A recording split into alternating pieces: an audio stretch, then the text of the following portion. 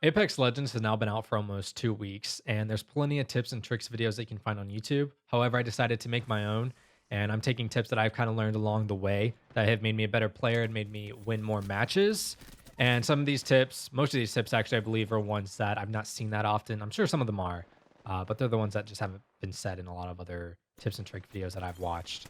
Anyways, to begin, whenever you're in an intense gunfight and you've taken a lot of damage, whether this be to your shields and health, all of your health is super low.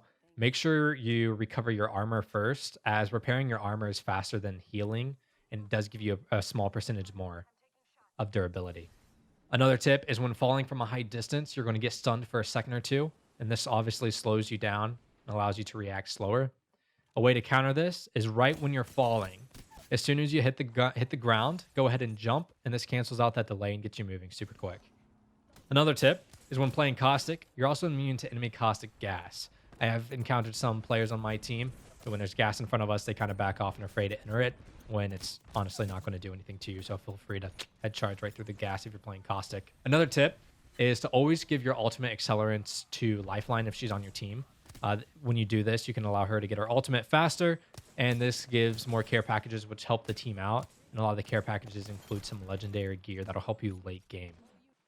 Another one is for Bloodhound.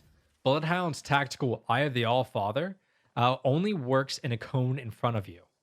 It appears that it works in a 360-degree like view around your character, but it actually doesn't. It's only a cone straight in front of you. So whenever you activate that, make sure you're trying to scan the area that's only in front of you and not anything that's behind or to the sides. And now we're going to get into some of the more combat tips and stuff. The biggest one in this game is obviously movement, and more specifically, I'm talking about strafing. Whenever you're shooting someone, always be strafing left or right. In this game, there's no acceleration or deceleration when you're strafing.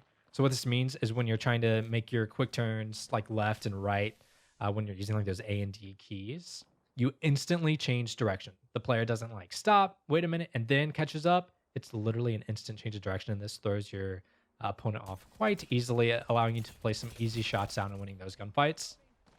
Another tip, this one, I don't know, it's a weird tip. Basically, every weapon in the game is good.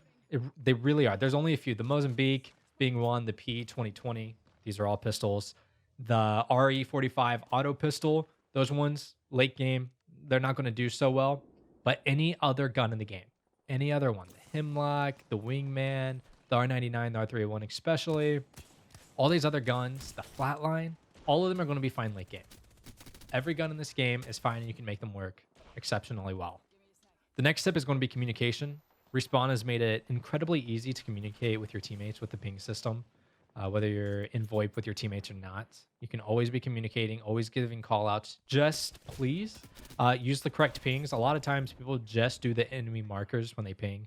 So I'm always like looking in one direction, expecting enemies there. But in reality, my teammate just wants to move that direction. Another tip, this one is more settings related, but definitely check out increasing your FOV. Wider FOV increases your peripheral vision, but it also makes it slightly more difficult to track targets at farther range, so there's a slight trade-off. However, I definitely would recommend increasing it because getting the added peripheral vision helps immensely. To start off, if you're not really used to it, I'd probably recommend somewhere between like 92 and 100. I think I got mine at 110 on this game, but definitely try it out and see what works best for you. Obviously, another one which this one I'm sure you've heard a lot is to mess with your sensitivity. Use it pretty low in the game. Typically, that's how mine is. I think on this one, I have my DPI. I'd have to check my in-game settings. I might post them down in the description, but it's really low. My DPI is 600, I think, and then maybe like zero point 0.8 for regular sensitivity and 0.6 for ADS. Maybe I'd have to double check, but definitely mess with your sensitivity. Get it lower so you can make some precise movements and snap to them heads. Another one, this one's when you're looting. Make sure that you actually start and begin looting really quick in the game. A lot of the times I'll see my teammates standing over a loot box, just standing completely still, looting, taking their time, looking at everything this character has.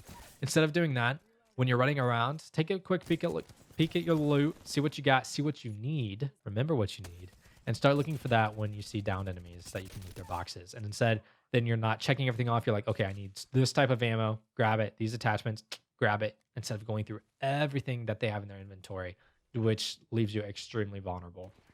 Another thing is to know the legend that you're playing and their abilities. Every legend in this game is completely usable. There's none that are really that you should ignore. They're all great in their own way. So there's none that are like crazy OP. You see a lot of people playing Wraith and Bangalore. Bangalore is my favorite. Which I like her for the smokes. The added benefit, the passive when you get shot at, you can do that nice little speed boost is fantastic. But all the characters are great in their own. Pathfinder, you see, he's almost an underrated one, but I think he's I don't know. I've been seeing a lot more people playing the same thing with Mirage. But anyways, all the characters are great. Learn them, learn their abilities, learn their tacticals, their alts, and even if you're not great at using them, like that's the thing about this game. You don't have to be a great player. Just be a great team player. Okay, so get used to what they do, and more importantly, just know how each of the ultimates, each of your tacticals benefit your teammates. A good example of this is you could look at Bloodhound and Bangalore. Bangalore has smokes, right? That's her tactical ability. So Bangalore could use her smokes, and then Bloodhound could activate his, Eye of the Allfather and see through the smokes. Easy kills. Another thing, this one's also fairly obvious, I guess. But basically, when you have a teammate down, there's 3 teammates on the team. One of your teammates is dead, completely wiped out. You have to recover his banner. One of you guys can go to get the banner, and the other teammate could run off already to the respawn point. And right when your one teammate grabs the banner, the other one can spawn them in pretty much instantly. This just saves you some time, which everyone likes to get a little time saved.